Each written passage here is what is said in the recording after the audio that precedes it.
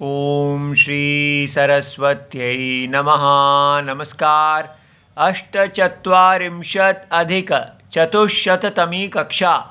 आज का सूत्र है स्तोकान्तिका दूरार्थ कृच्छ्राणि क्तेन 139। अष्टाध्याय जी में देखते हैं।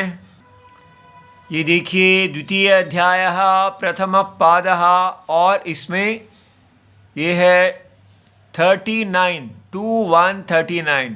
स्तोकान्तिका दूरार्थ कृच्छ्राणि क्तेन। यहाँ पर पंचमी भयेन से पंचमी की अनुवृत्ति आ रही है और ये यहाँ पर तत्पुरुषाः का अधिकार है, विभाषा का अधिकार है और ये पहले चार जो हैं ये अपने अनुवृत्ति देंगे। तो इसमें स्तोकान्तिका दूरार्थ कृच्छ्राणि प्रथमा विभक्ति बहुवचनम, तेन तृतीया विभक्ति एक वचनम। और ये जो लाल रेखांकित हैं ये अनुवृत्ति के शब्द हैं। समास की वृत्ति देखते हैं। स्तोकश्च, आंतिकश्च, दूरश्च, इन तीनों को मिला के हमने इतरेतर योग द्वंद्व कर दिया। स्तोकान्तिक दूराः, अब ते अर्थाः येषां थे, ये तीनों अर्थ हैं जिनके। तो ऐसे स्तोकान्तिका दूर अर्थाः बहुव्रीहि। तो इस प्रकार केवल ये तीन शब्द ही नहीं है, इनके अर्थ समान अर्थक जो शब्द हैं वो भी। तो स्तोकान्तिका दूर अर्थाः च कृच्छ्रञ्च, और फिर से इतरेतर योग अर्थ हुआ, द्वंद्व हुआ। तानि स्तोक कृच्छ्राणि, तो बहुव्रीहि गर्भ इतरेतर योग द्वंद्व। ठीक है जी। तो इससे अब हमें वृत्ति में बड़ी सहायता होगी ये समझ के स्तोक अंतिक दूर इति एवं अर्थाः शब्दाः। तो ये जो तीन हैं इनके जो प्रायवाची हैं, इनके समान अर्थक जो शब्द हैं वो भी। और इसके अतिरिक्त कृच्छ्र शब्दः च पंचम्यन्ताः, और ये पीछे से अनुवृत्ति से आ गया। पंचमी अंत वाले सारे ऐसे अर्थ वाले शब्द क्ता अंतेन, क्ता प्रत्यय अंत होने से वाले, प्रत्यय से अंत होने वाले समर्थेन सुबंतेन सह विभाषा समस्यन्ते। तो उनका समर्थ सुबंत के साथ विकल्प से समास होता है। तत्पुरुष समासो भवति। अब ये देखिए इनके अर्थ जो हैं स्तोक, तो स्तोक में हमने इसके स्वल्प अर्थक सारे जो शब्द हैं वो लेने हैं और ये सब विशेषण हैं। अल्प थोड़ा, अंतिक जो है समीप अर्थक है, निकट समीप नियर, दूर दूर फार, तथा अब ये कृच्छ्र में समान अर्थक नहीं है, कृच्छ्र शब्द केवल। ये तीन जो हैं ये समान अर्थक हैं, कष्ट देने वाला, पीड़ा कर। अब उदाहरण में हम देखते हैं पहला स्तोक का। तो स्तोक स्तोकान मुक्तः, थोड़े से ही छूट गया।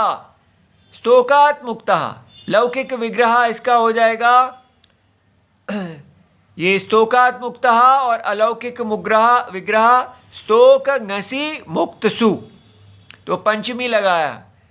तो अब यहाँ पर हमने देखा है कि ये अलुक समास है। समास में स्तोकान मुक्तः हुआ। तो हमें ये सूत्र है पंचम्याः स्तोकादिभ्यः 632। तो स्तोकादिभ्यः माने स्तोक अंतिक दूरार्थ कृच्छ्राणि, पूरा यही सूत्र आ गया। स्तोकादीनि तेभ्यः, उनसे, परस्य परस्याः पंचम्याः, तो उनके बाद में जो पंचमी है उत्तर पदे अलुक भवति। तो उत्तर पद होने पर उनका लुक नहीं होता, इसलिए यहाँ ये स्तोकात का स्तोकान मुक्तः आया है। अब हम इसकी व्युत्पत्ति देख लेते हैं। ये देखिए स्तोक ngसि मुक्तसु, ये अलौकिक विग्रह है। तो ये जो अभी हमारा सूत्र है प्रकृत सूत्र, स्तोकांतिक दूरार्थ कृच्छ्राणि तेन, इससे इसका समास संज्ञा हो गई।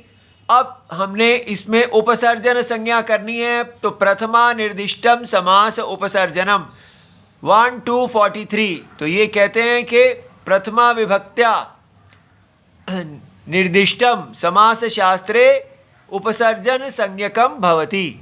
तो जो प्रथमा निर्दिष्ट है, तो यहाँ स्तोक, ये सारे कृच्छ्राणि आप देख सकते हैं, ये प्रथमा विभक्ति से निर्दिष्ट हैं, इसलिए स्तोक की उपसर्जन संज्ञा हो जाती है और उपसर्जनम पूर्वम प्रोक्तव्यम 2230, तो इसको पहले रखा जाता है।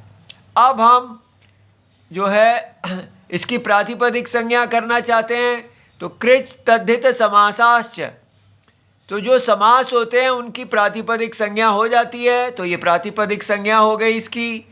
और फिर अब हम इसके जैसे पहले करते थे, सुप का लुक करना है, तो सुपो धातु प्रातिपदिक योहो 2471, तो वो कहते हैं कि सुप जो अवयव हैं वो धातु संज्ञाया और प्रातिपदिक संज्ञा, तो उसका लुक भवति। लेकिन ये प्राप्त है, इसका प्रतिषेध करने वाला हमारा ये सूत्र आ गया पंचम्याः स्तोकादिभ्यः। ये अभी हमने देखा है, वो कहता है कि पंचमी से इसका लुक नहीं होता, अगर उत्तर पद हो तो इसलिए ngसी वहीं रह गया, सु का लुक हो गया इस सुपो धातु प्रातिपदिक योहो से। फिर टा ngसी ngसाम इनात स्याह 7-1-12 कहते हैं कि अकारांत अकारांतात अंगात, तो ये अकारांत है उत्तरेशाम टा ngसी ngसाम इन आत स्य इति एते आदेशाः भवन्ति, तो ngसी को आत आदेश हो गया और उसको अक सवर्ण दीर्घ से सवर्ण दीर्घ होने पर स्तोकात मुक्तः ऐसा बन गया। फिर झलाम जशो अंते से झलाम जश आदेशाः भवन्ति परस्य अंते, तो उसके अंत में तो त को द हो गया और यरोर अनुनासिके अनुनासिको वा 8445 जो है वो कहते हैं यरह पदांतस्य अनुनासिके परतः, तो म जो है वो अनुनासिक है और यर न जो है वो पदांत है, तो विकल्प से उसको अनुनासिक हो गया, इसलिए ये स्तोक त को न हो गया, द को न हो गया, ये बन गया स्तोकान मुक्तः, तो द जो है वो यर है, तो इसलिए हमारे ये दो शब्द तैयार हो गए। अब जो बाकी उदाहरण हैं वो अंतिक, अंतिकात आगतः, अंतिकात आगतः, ठीक है, तो अंतिक था समीप, समीप से आया है।